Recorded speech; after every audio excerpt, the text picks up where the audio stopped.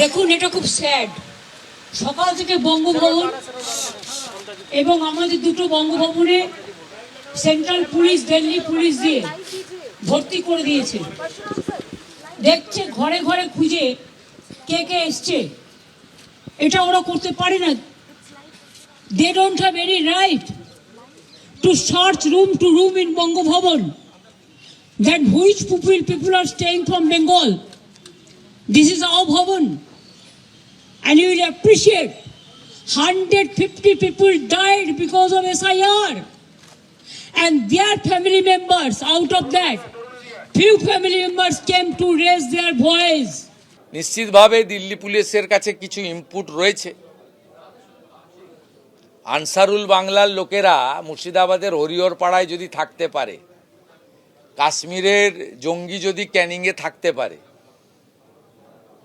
আর যদি সেই পিএফআই সিমিল লোকেদের সঙ্গে তৃণমূলের সম্পর্ক থাকতে পারে, সেক্ষেত্রে তারা খোঁজখবর তল্লাশি তো রাখবে। দিল্লির মতো হাই প্রোফাইল জায়গায় জাতীয় সুরক্ষা সবচেয়ে আগে। আমার মনে হয় মুখ্যমন্ত্রীর এই উস্কানি না দিয়ে দিল্লি পুলিশকে সহযোগিতা করা উচিত। দিল্লি পুলিশের বিরুদ্ধে সরব হয়ে মমতা বন্দ্যোপাধ্যায় বলেন, সকাল থেকে দেখছে কারা এসেছে। আমি স্বরাষ্ট্রমন্ত্রীকে অনুরোধ করব, এরকম আচরণ করবেন না। আপনি যখন বাংলায় আসেন আমরা আপনাকে লাল কার্পেট দিই, আর আমরা যখন দিল্লিতে আসি তোমরা আমাদের কালো কার্পেট দাও। এভাবেই সরব হয়েছেন মমতা বন্দ্যোপাধ্যায় এবং জানিয়ে পাল্টা শুভেন্দু অধিকারী বলছেন, পশ্চিমবঙ্গে উনি কি আচরণ করেন সেটা বাংলার মানুষ জানে। গত 5 বছরে 86টা মিথ্যে মামলা দিয়েছে। পাল্টা মুখ্যমন্ত্রীকে নিশানা করেছেন তিনি।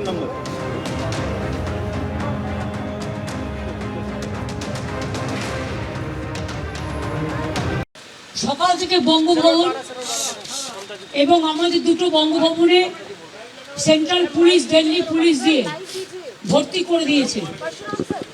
দেখছে ঘরে ঘরে খুঁজে কে কে এসছে। এটা ওরা করতে পারে না। So I am going to Bangabhaban to see our people and to see the atrocities of this Delhi police. I will request the Home Minister not to behave like this. When you come to Bengal, we give you the red carpet, and when you came in Delhi, you give us a black carpet. We'll show you the black result.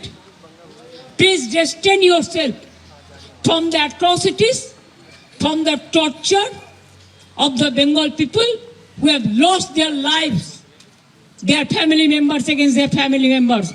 Don't show us the muscle. If nobody fight in this country, I will fight. এসব কথা না বলাই ভালো। অন্য রাজ্যের বিরোধী দলনেতা, কেন্দ্রীয় মন্ত্রী, বিধায়ক, সাংসদরা যে সম্মান পান অন্য রাজ্যে, পশ্চিমবঙ্গে উনি কি আচরণ করেন সেগুলো মানুষ জানে। গত 5 বছরে রাজ্যের প্রধান বিরোধী দলের বিরোধী দলনেতাকে 86টা মিথ্যা মামলা দিয়েছেন। 104 বার কোর্টে গিয়ে কর্মসূচির অনুমোদন আদায় করতে হয়েছে এবং 11.5 মাস বিধানসভা থেকে সাসপেন্ড করে বাইরে রেখেছেন। আপনি একটু কম বলুন, বেশি বললে দুর্গন্ধ ছড়াবে।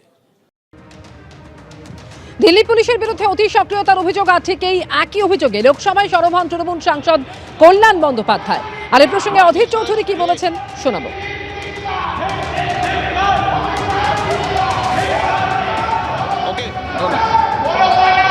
দিল্লি গিয়ে মমতা ব্যানার্জি সার্কাস দেখাবে।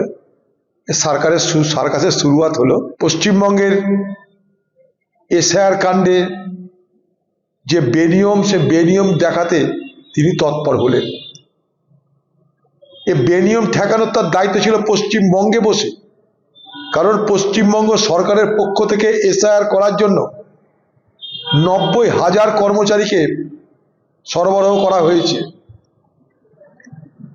তাই মুখ্যমন্ত্রী আগামী দিনে দেখাতে চাইছেন যে বাংলার মানুষের ভোট অধিকার প্রতিষ্ঠিত করার জন্য তিনিই একমাত্র চিন্তা করলেন, আর কেউ করলেন না।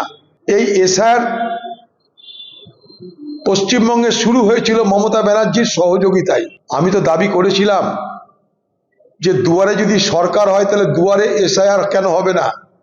বাংলার মুখ্যমন্ত্রী কি পারতেন না আপনি করেননি। আপনি চেয়েছেন সমস্যা হোক এবং আপনি সমস্যা আরও তৈরি করছেন, তারপর সমস্যা তৈরি করে সেটাকে আপনি দেখাবেন যে আমি ঠিক করলাম। এবিপি আনন্দ, এগিয়ে থাকে, এগিয়ে রাখে।